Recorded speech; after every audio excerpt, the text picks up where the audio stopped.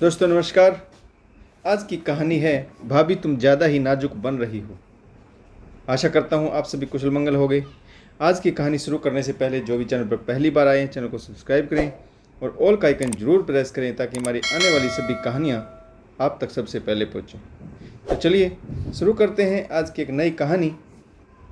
आज अमन की स्वागरात है।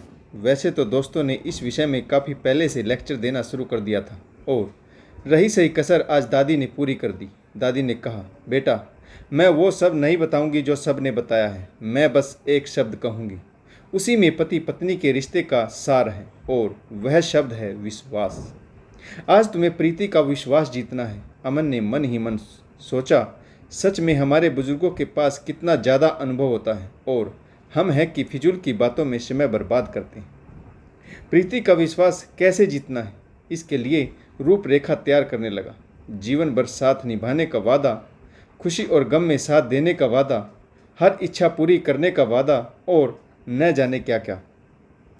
कमरे में गया तो दो बातें ही कह पाया, प्रीति मेरी माँ और बहन में मेरी जिंदगी बसती है। दादी तो गांव में ताऊ ताई जी के पास रहती है।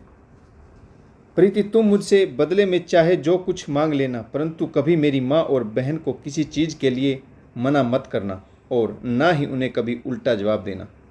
तुम्हारी हर खुशी और इच्छा पूरी करने की जिम्मेदारी मेरी है। अगर हमारे घर में सुख शांति का वातावरण बना रहेगा तो मैं भी अपने बिजनेस को अच्छे से चला पाऊंगा। घर में किसी चीज़ की कोई कमी नहीं है। माँ का स्वभाव ऊपर से थोड़ा कठोर है परंतु दिल नरम है। इंदु मेरी बहन, वह तो अभी बच्ची है, 20 वर्ष की होने वाली है, परंतु समझ से अभी तक कच्ची है।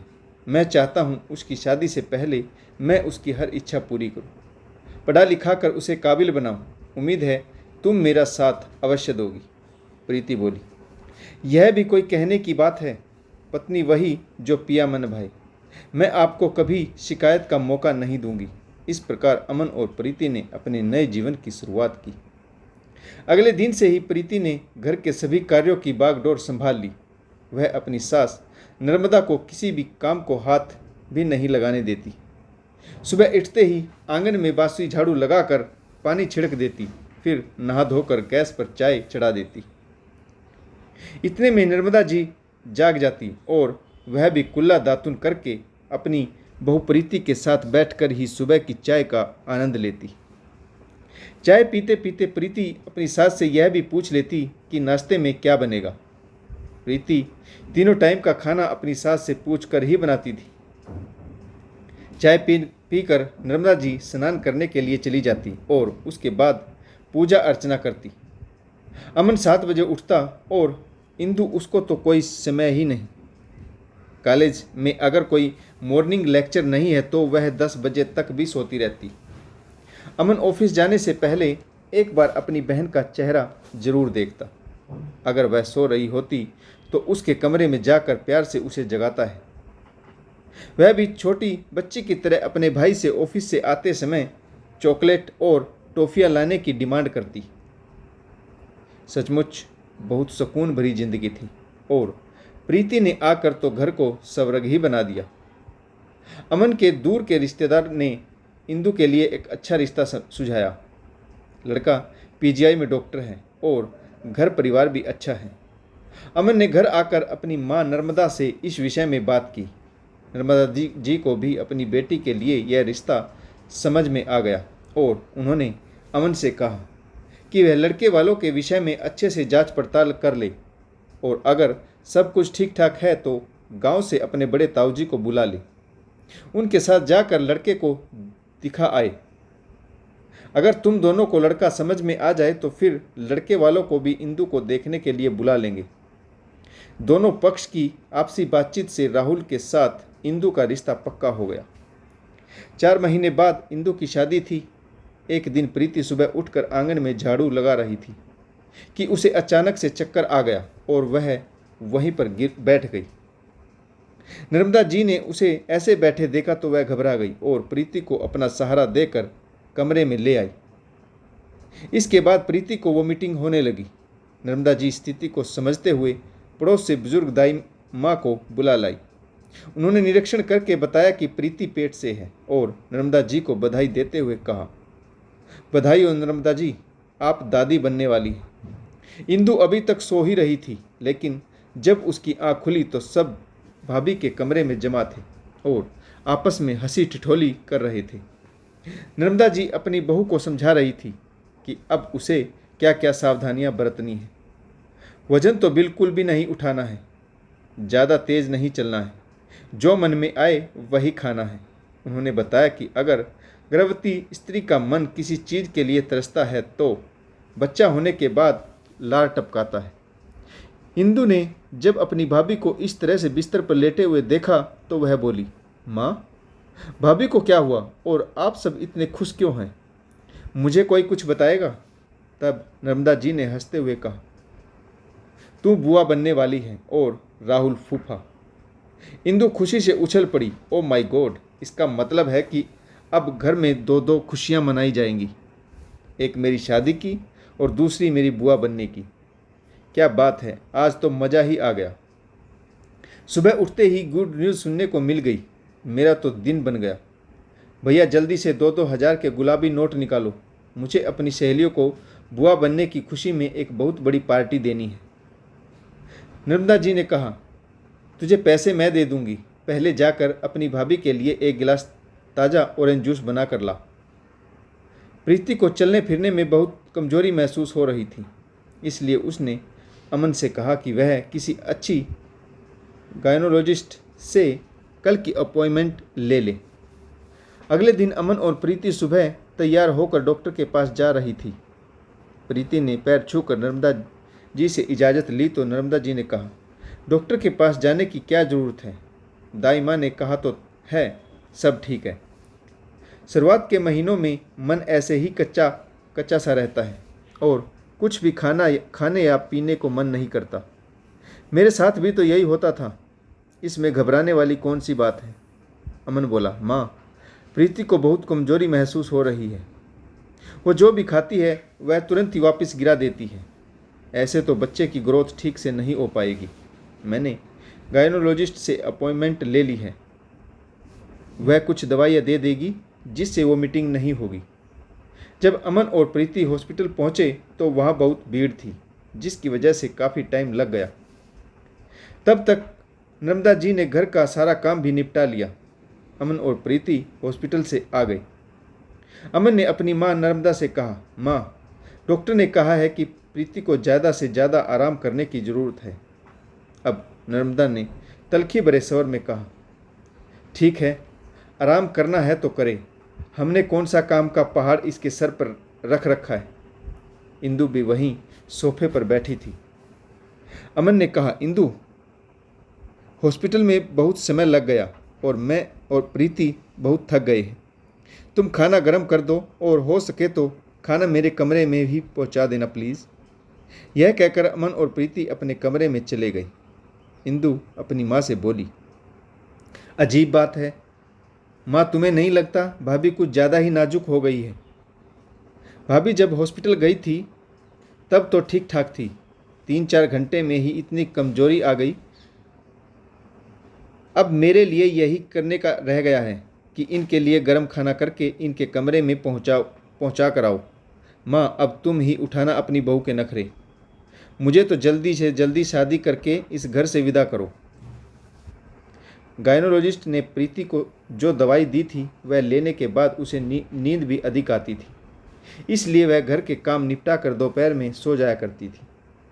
एक दिन नर्मदा जी ने कहा, बहू, तुम आजकल दिन में भी बहुत सोने लगी हो। तुम्हारी ननद की शादी में अभी दिन ही कितने बचे हैं? इकलौती ननद है तुम्हारी, तुम्हें नहीं लगता कि तुम्हें उसकी शादी की तैयारियां करवाने में मेरी मदद करनी चाहिए? कुछ नहीं कर सकती तो खाली बैठे बैठे कोई सजावटी सामान ही बना दो। तुम अपने दहेज में कितनी सुंदर बेडशीट पेंट करके लाई हो। तुम्हें बहुत अच्छी पेंटिंग करनी आती है। ऐसा करो, इंदु के लिए भी 2 बेडशीट और कुशन कवर पर अच्छी सी पेंटिंग कर दो। प्रीति से अधिक देर बैठा नहीं जाता था, परंतु फिर भी उसने नर्मदा जी के कहने पर अमन से पेंटिंग का सामान मंगवाकर 2 बेडशीट और 2 जोड़ी कुशन कवर इंदु के लिए पेंट कर दिए, परंतु उसकी कमर का दर्द बढ़ गया। उसने अमन को भी यह बात नहीं बताई। अगर अमन को बताती तो वह उल्टा उस पर ही गुस्सा करता। इंदु की शादी में 3 दिन ही बचे थे।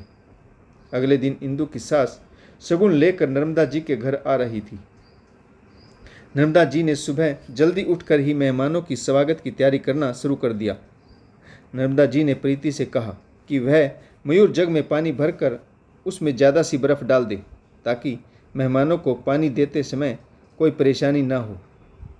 मयूर जग काफ़ी भारी था। प्रीति ने सोचा कि वह अमन को आवाज़ लगाकर मयूर जग को किचन की स्लैब पर रखवा लेती है और फिर उसमें पानी बर्फ़ डाल देगी। उसने अमन को आवाज़ ही लगाई थी कि नर्मदा जी किचन में आ गई। उन्होंने कहा, किसे आवाज़ लगा रही हो? तुमसे इतना सा काम भी नहीं होता? इसके लिए भी तुम्हें अमन की ज़रूरत है? साफ साफ कह क्यों नहीं देती कि तुम काम करना ही नहीं चाहती? प्रीति की आंखों में आंसू आ गए और उसने स्वयं ही मयूर जग को उठाकर स्लेब पर रखने की कोशिश की, जिसके कारण उसके पेट में बहुत जोर से दर्द शुरू हो गया और दर्द के मारे वह जोर से चिल्लाई। यह सुनकर अमन और नर्मदा जी किचन में दौड़कर आए तो प्रीति किचन के फर्श पर पड़ी दर्द से तड़फ रही थी। अमन ने प्रीति को उठाकर कमरे में लेटा दिया और डॉक्टर को फ़ोन लगाने लगा। डॉक्टर का फ़ोन बिजी आ रहा था। तभी नर्मदा जी कहती है, मैं दाई माँ को बुला लाती हूँ, वह सब ठीक कर देगी। तुम दोनों को भी तो उन्होंने ही पैदा करवाया है। अमन की अपनी माँ के आगे एक नहीं चलती और नर्मदा जी दाई माँ को बुला लाती। प्रीति दर्द से तड़फ रही थी और दाई माँ अपना काम कर रही थी, परंतु इससे प्रीति को कोई आराम नहीं मिल रहा था। प्रीति के कमरे से बाहर खड़ी नर्मदा जी अपनी बेटी इंदु से कहती है, इंदु, मुझे नहीं लगता कि दाई माँ के बस की बात है। हमें प्रीति को हॉस्पिटल ले जाना चाहिए। अमन अपने दोस्त की गाड़ी लेने गया है। उसके आते ही हम प्रीति को हॉस्पिटल ले जाएंगे, वही ठीक रहेगा। इंदु कहती है, माँ, तुम्हें दिखाई नहीं देता, कल मेरी शादी है। आज घर में मेहमान आने शुरू हो जाएंगे। अगर भाभी को हॉस्पिटल ले गए तो वे उन्हें जाते ही एडमिट कर लेंगे, फिर मेरी शादी का क्या होगा। यह बातें चल ही रही थी कि दाई माँ कमरे से बाहर निकल कर कहती है, मेरे बस की तो बात नहीं है, आप प्रीति को जल्दी से जल्दी हॉस्पिटल ले जाइए। इतने में अमन भी गाड़ी लेकर आ जाता है और प्रीति को हॉस्पिटल में ले जाते हैं। वहाँ जाकर प्रीति का इलाज शुरू होता है। बहुत अधिक असहनीय पीड़ा सहने के बाद प्रीति शांत हो गई। डॉक्टर ने बताया कि प्रीति को हॉस्पिटल लाने में आप लोगों ने बहुत देर कर दी। अगर कुछ देर पहले इसे हॉस्पिटल लाया जाता तो हम बच्चे को भी बचा लेते, पर अफसोस कि हम उसे नहीं बचा पाए। प्रीति अब ठीक है, 2 दिन बाद हम उसे डिस्चार्ज कर देंगे। अमन ने आंखों में आंसू लेकर हाथ जोड़कर डॉक्टर से कहा, डॉक्टर, कल मेरी बहन की शादी है, क्या हम आज शाम को ही प्रीति को घर नहीं ले जा सकते? डॉक्टर ने स्थिति देखते हुए शाम को ही प्रीति को घर ले जाने की इजाज़त दे दी। साथ ही सख्त हिदायत दी कि प्रीति बहुत कमज़ोर हो गई है, वह शादी एंजॉय कर सकती है, परंतु शादी में उसे कोई भी काम नहीं करना है।